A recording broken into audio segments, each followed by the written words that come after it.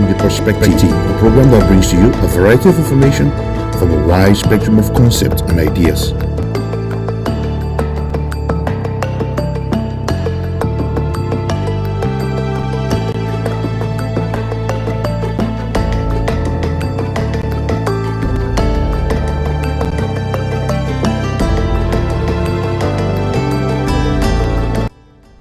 Hello, my name is Vincent, and this is The Perspective, a program that brings to you a variety of information from a wide spectrum of concepts and ideas.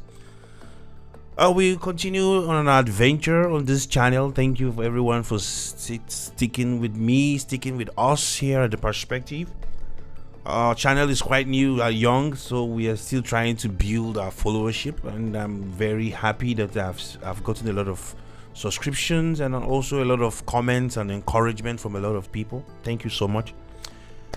This episode of The Perspective will be looking at a very important subject that is very close to my heart, that is very close to the very fabric of who I am as a person, and that, like I always say, is the development of our continent of Africa.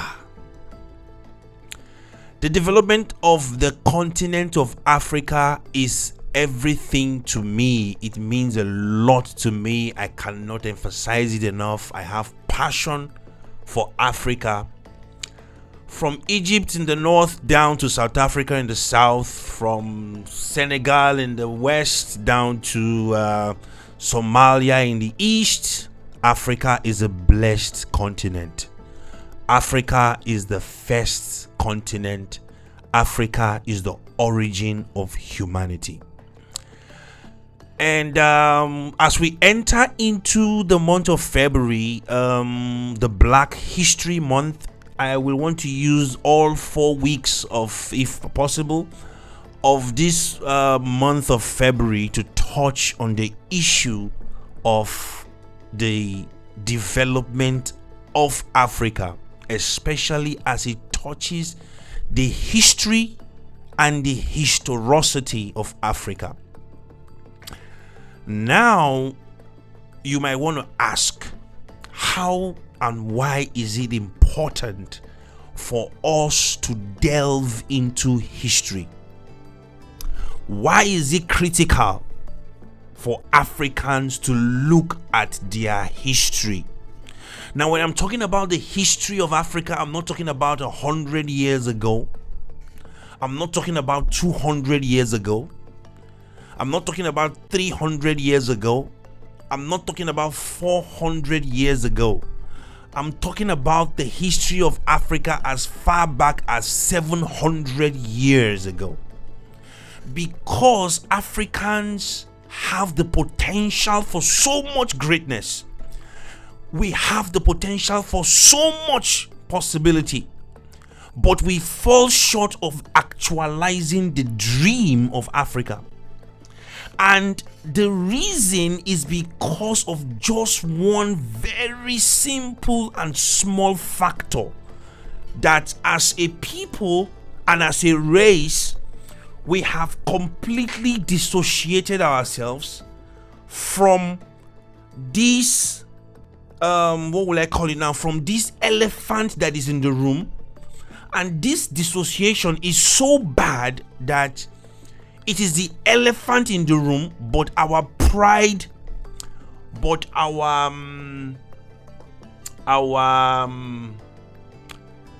negligence, and what other word can I use? Our inability for self-assessment, reflection has made us to continue to repeat history, has made us to continue to repeat the wrong of our forebears. Now, why is this important? This is important because the history of Africa did not start with the colonization of Africa. If you look at our history, it did not start with the invasion of our lands by either the Arab from the north or the colonization from the Europeans. That's not when our history started. Our history started way beyond that. Now, this is what I want to touch on in this month on the perspective. I want to touch on the issue of our history. Because until we correct the mistake of our forebears, this episode of the perspective, I'm going to be speaking from my heart because it's very critical. If you see this video, I want you to share it with someone. I want you to share this video and do something about it.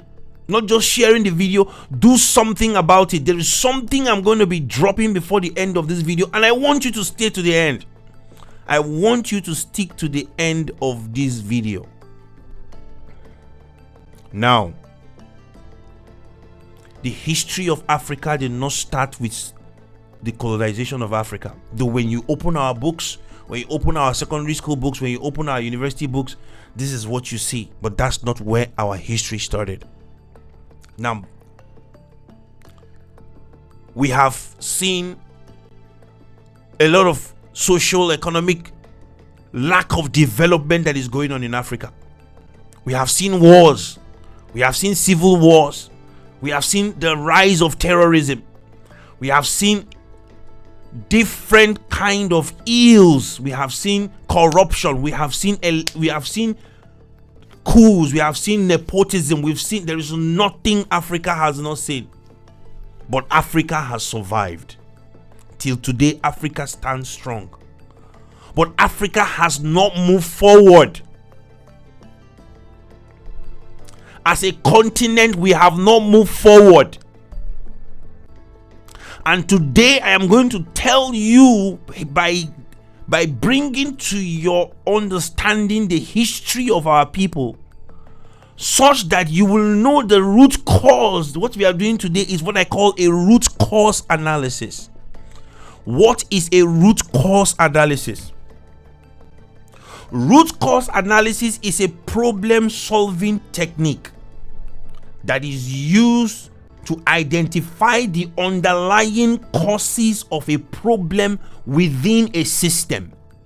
That is what you call a root cause analysis. Now we have civil wars going on in Sudan right now.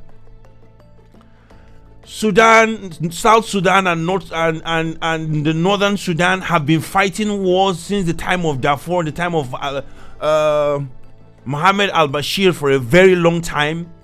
Lives have been killed, destinies have been destroyed in their thousands. Now, if you come down to Liberia, you have a history of war. When you go to Sierra Leone, we have a history of war and civil wars. And if you go to West Africa, if you go to Gambia, if you go to every aspect, every part of Africa, the story is the same. We have a problem of inability of governing ourselves and determining our destiny. We have an issue that our governments have not been able to trap this issue. We have tried military. We have the MPLA, we have the MLA, we have all the different liberation movements. We knew what happened in Rwanda with the liberation movement. We knew what happened in Sierra Leone with the liberation movement. We know what's happening in Nigeria right now with the liberation movement. Everywhere you go in Africa, there is an agitation. There is somebody who wants to be liberated. There's somebody who wants to be set free. From Biafra movement to the movement of the Oduduwas in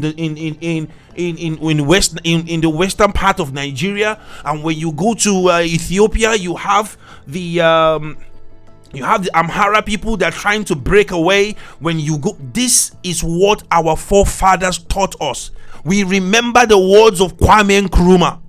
We remember the words of Julius Nyerere, and I also remember the word of one of my mentors, the person of Patrick Lumumba. Until Africa gets one thing right, we will get every other thing else wrong. And I'm going to tell you today what Africa did wrong, the root cause analysis of what is causing all the socio-economic problems that is going on in Africa. One thing, Africa doesn't need to go to IMF to borrow money. Africa has the highest deposit of every form of human and material resources in the world. Africa do not need the World Bank to develop us. The resources that are used to develop other continents and other countries is from Africa. Our population is teetering around 1.4 billion people, 75% of which are youth between the age of 29, between the age of 15 to 35. That means our population is viable. Africa is a boiling point of wealth, both material and human. What is that thing that make us to fall short of social economic stability and development? One thing only. And I'm going to tell you about it today. Stay tuned. Like I said, this episode of Perspective, I'm speaking from my heart. I'm not reading anything. It's about our continent. It's about our future. It's about our destiny. There is only one thing that Africa did wrong that is causing the problem that we are facing today. And the problem is the part that our forefathers played in the enslavement of fellow Africans. Yeah, that's it. That's it. I just dropped it down. The singular problem that the singular mistake that Africa has made till today that we have not resolved, and that is causing these different symptoms, both in the economy, both in governance, both in our social structure, both in every aspect. The singular problem is that Africa played a part in the selling of human beings. And it has not yet been atoned for. Right now, I'm living in Toronto and I'm living in Canada. And I can tell you that I have met so many Africans that are from diaspora.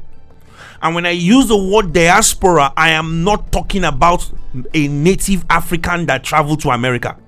I'm not talking about somebody from Nigeria that traveled to Finland.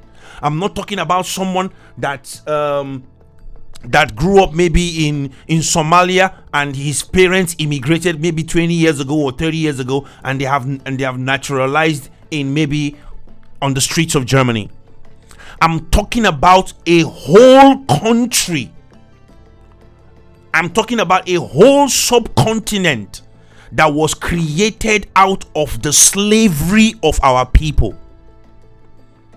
Now, every time you talk about this slavery issue, some people will just block their ear and they say, I was not part of the people that sold them into slavery, so it is none of our problem. No, it is your big problem. As a matter of fact, I make bold to say it is not just a big problem, it is the only problem that Africa has. Not had. I'm not using the past tense. The only problem that Africa has today is the fact that there are Africans living in the Grenadiers, there are Africans living in Guyana, there are Africans living in Jamaica, there are Africans living in St. Kitts, there are Africans living in St. Vincent, there are Africans living in Brazil, there are Africans living different parts of the world that have never heard one word from us Africans that we are sorry for what our forefathers did to your forefathers.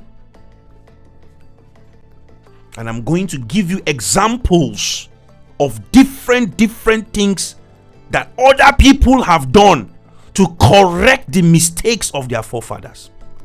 When you are walking on the streets of New York, you are walking on the streets of Toronto, you are walking on the street of let's say any metropolitan city around the world, and a native African like myself meets an African, a fellow African whose forefathers have been through slavery, you find out that there is a repulsion. You find out that there is this resentment inside of them, that this person is a betrayer. Now, the problem we have is that we have been sold a false narrative, or not just a false narrative, but a half-truth. What do I mean by a half-truth? Africans that are living in Africa think that the white men came to Africa with guns and with power and with everything, and they were more advanced than us, and they just came and enslaved our people. It's a very big lie. Slavery has been going on in Africa, and slave trade has been going on in Africa for a period of over 700 years. Businesses were established out of the sale of human beings. Empires and kings. I can talk about the Songhai Empire. I can talk about the Empire of Mali. I can talk about the Oyo Empire. I can talk about different empires that rose and fell in Africa, that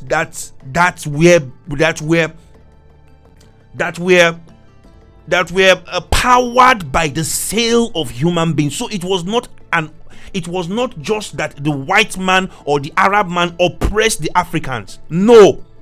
It was that we Africans sold ourselves to slavery.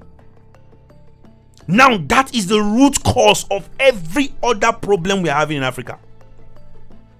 Talk about elections that will be rigged. I just heard recently that one of my people that I was cherishing so much, that Macky Sall, the president of Senegal, cannot conduct a free and fair election upon all the love, upon all the inspiring messages that this man has dropped. It is not about Macky Sall. It's not about him. The reason why we cannot conduct free and fair election is not because of the people. There is a spirit that is hovering over Africa. That spirit is the spirit of oppression and destruction. And I can tell you that spirit started when we sold our brothers to slavery. You give somebody a contract to repair roads or to make bridges. This is not just a one place thing. It happens in South Africa. It happens in Namibia. It happens in everywhere you go in Africa. There is systemic corruption.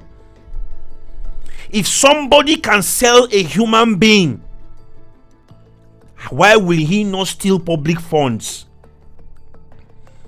If somebody can sell a human being, why will he not misappropriate government funds? If somebody can sell human being, why will he not rig election? If somebody can sell human being, why will the police on our street not oppress the people?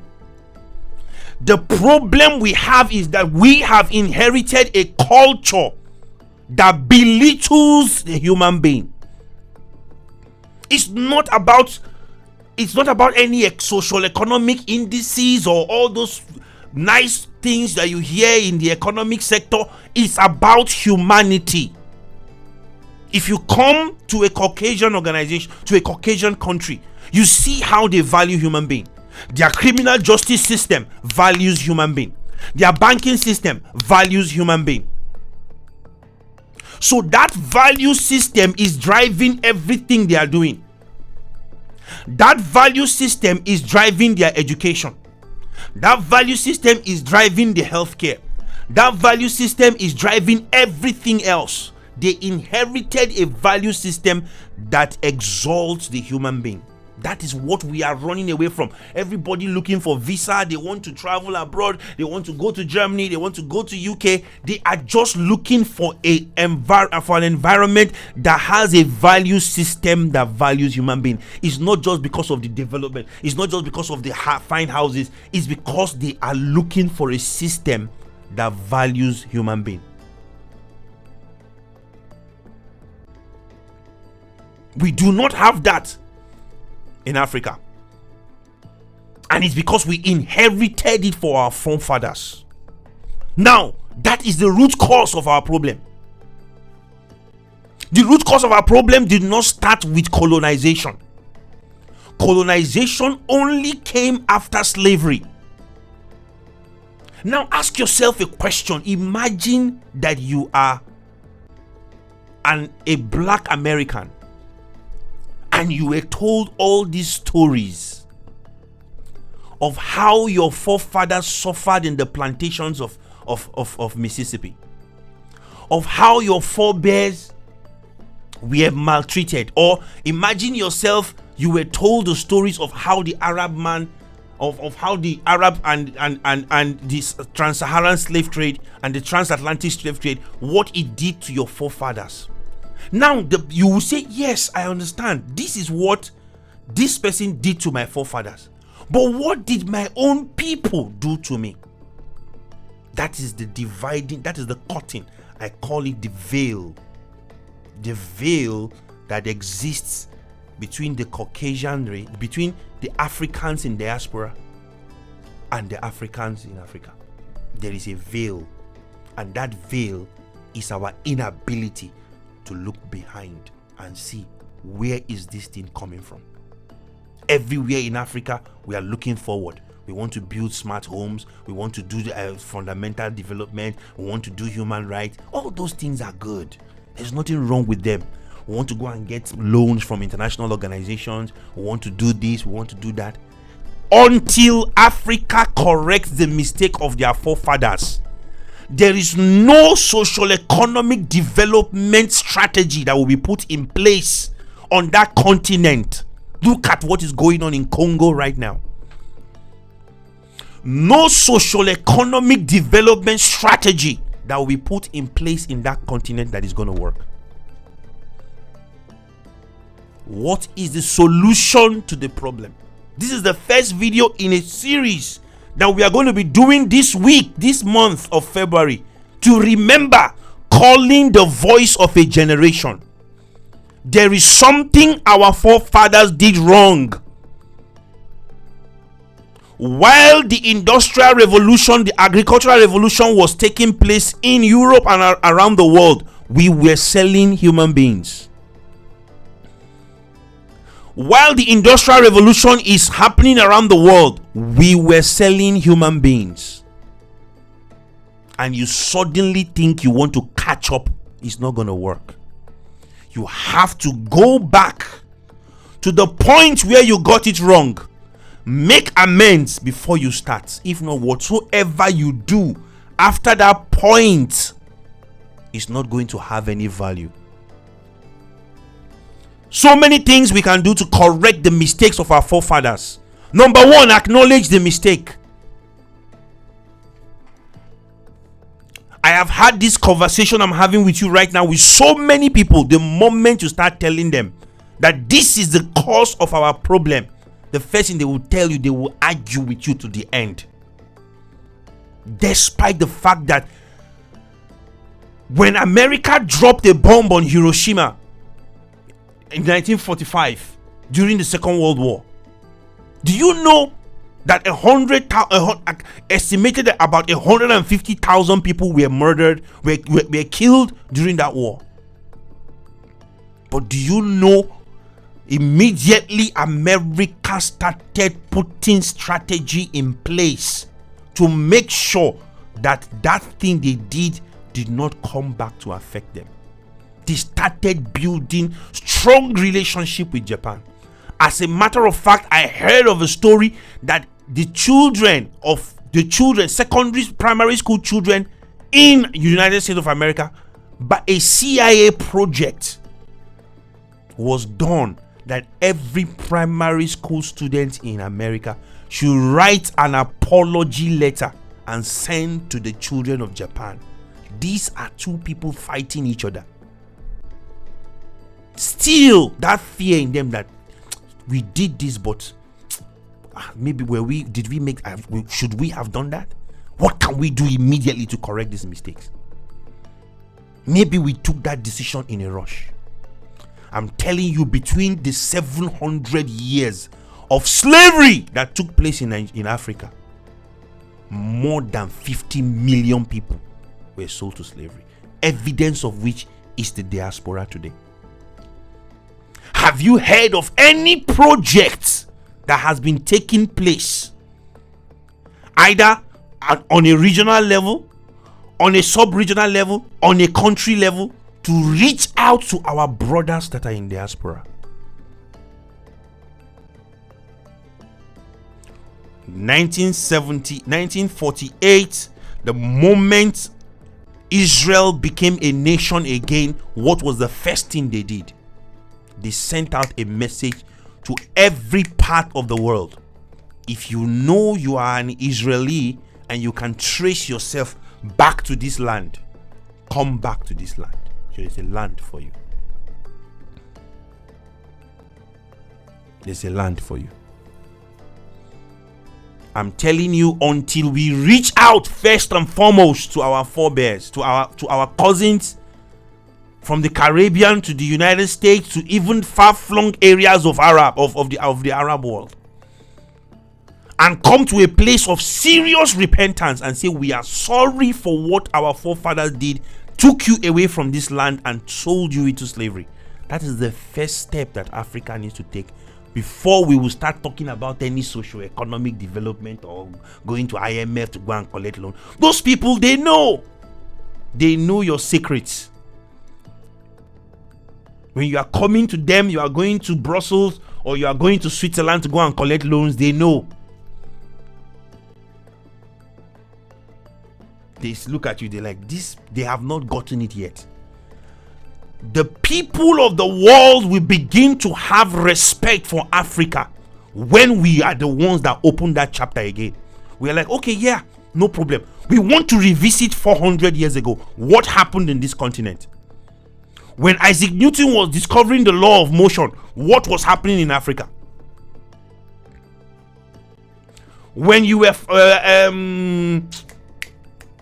the person that discovered electricity, Michael Faraday, when he was discovering electricity, what were we doing here? Until we go back and say, oh, while they were developing, we were betraying ourselves. For us to catch up with them, we have to first of all correct the mistakes. And the first correction of the mistake is coming even to the point of acceptance that there is something I have done wrong. Till today, there is something I have done wrong.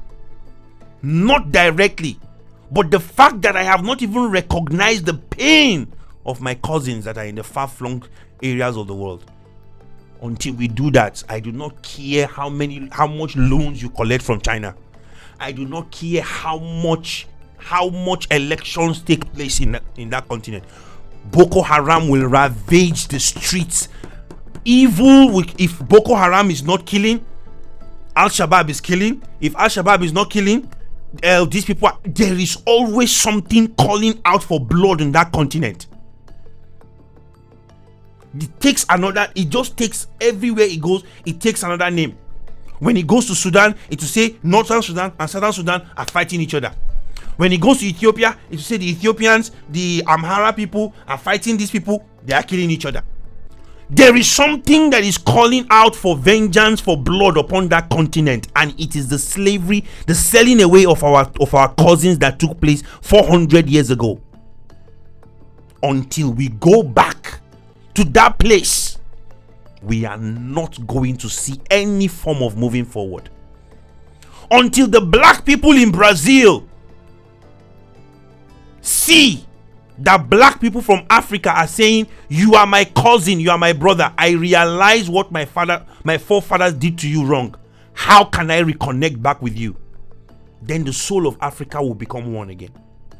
Thank God for somebody in Africa that is doing this wholeheartedly, and it is the president of Ghana, the person of Nana Akufo-Addo, with the project that he did in 2019, 2020 and 2021, that he did the 400 years of remembrance, that thing sent a shockwave around the world. But it was just it was so small. It was just a drop in an ocean. Until it happens in Nigeria, until it happens in Gambia, until it happens in Mali, until it happens in Ethiopia, until it happens in Sudan, until it happens until it happens in Tanzania, until it happens in Kenya, in Pemba, until it happens that the slave that we trace back the steps of our forefathers that sent people to slavery to the Arab world, that sent people to slavery to the United States, that sent people to slavery to different parts of the world, until we make that correction. I do not care what constitutional review you want to do. I do not care how many elections you want to do. I do not care whether the military takes over. Oh wow, like right now the buzzword is military should come back. Don't you see that history is repeating itself? In the 80s, militaries were in charge in Africa before we now gradually transition to democracy. Now we are coming back again. We have not moved forward. Healthcare remains the same. Agriculture, we can't feed. In fact, it is even worse now. With climate change is worse, because in the 80s climate change wasn't this strong. Now we have droughts, we have floods, we have lack of rainfall all around the world. So it is getting worse. Don't you think you need to just, there is something else we need to do we are not yet doing, and that one thing. Because when you see a society that is progressing, like I said, root cause analysis is finding the source of a problem. When you see a society that is progressing, it is there are forces that are behind it. How come the presidents of other countries can't just decide they want to steal money? Why? I just want to pack money and go to Dubai. Why is it? Or I just want to carry my girlfriends and take them to another. Why are they passionate about their land? Because there are forces you cannot see with your human eyes that is keeping them in place, and those forces have left Africa a long time ago. The forces of good that make societies, the engine of society, to work, have left Africa a long time ago. And he left Africa with every slave ship and with every caravan that left Africa with our brothers and our sisters to other parts of the world.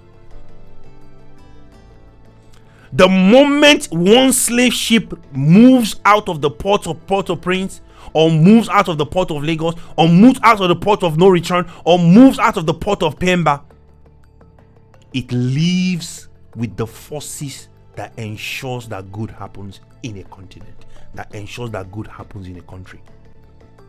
The only way for us to be able to get those forces to come back, for somebody to be the president of a country, he's the highest person in power, but he's afraid of just saying, I'm cancelling. Macky Sall has cancelled the election, has postponed the election. What gives him that power? Why is it that Obama didn't wake up one day and say, I want to postpone elections?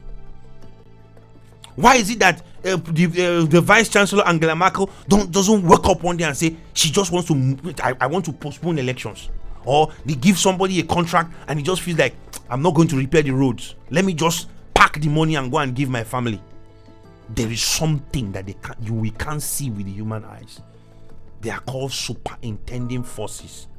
It's what keeps people in check. And with every slave that left our shores, with every one of our brothers, their children today are in all of the Caribbean countries, from Guyana to St. Kitts, from St. Kitts to Brazil, from Brazil even as far back as far as Portugal. Until we correct that mistake, forget about social economic development. This is what I'm going to be talking about on the perspective this month. Like I said today, it's not an intelligent class. It's not, and this is about the future of our continent. Enough is enough. And me, I have taken a very strong decision. And I'm starting what I call the Gavi and Nkrumah Fellowship. I've already started. I'm already connecting with people. I want to see how personally I can be able to correct some of the mistakes that our forefathers made. If you sit down with a black American, if you sit down with with a black person from Jamaica, what they tell you is they don't see you as their brother. There's something they've heard of Africa. There is a longing in their heart to come back to the continent. There's a longing in their heart to come and see what it looks like. This is what my grandfather or my great grandfather told me, that they left this land. That thing, that hunger is inside their heart. Until you and me satisfy that their hunger, God will never satisfy any hunger of development that we have in our continent. Take it from me. This is the beginning of the video. This is the first episode on the month of February on the perspective, and it's about the Black History Month. Next week, I'm going to talk about the Gavi and the Nkrumah Fellowship. What does it mean? What are those things that we need to do to correct it? To correct the mistake of our forefathers. Africa will rise. Africa will be heard of again. The nations of the world will come back again to come and learn from the cradle of civilization. Only if we go back and begin to exalt rational humanity. Only if we go back and begin to have value for human beings. And the only way to do that is to go back and find out what mistakes our forefathers did wrong and correct them. Thank you very much for staying with me on The Perspective. This is what we have for you this week. Thank you so much and remain blessed. Peace out.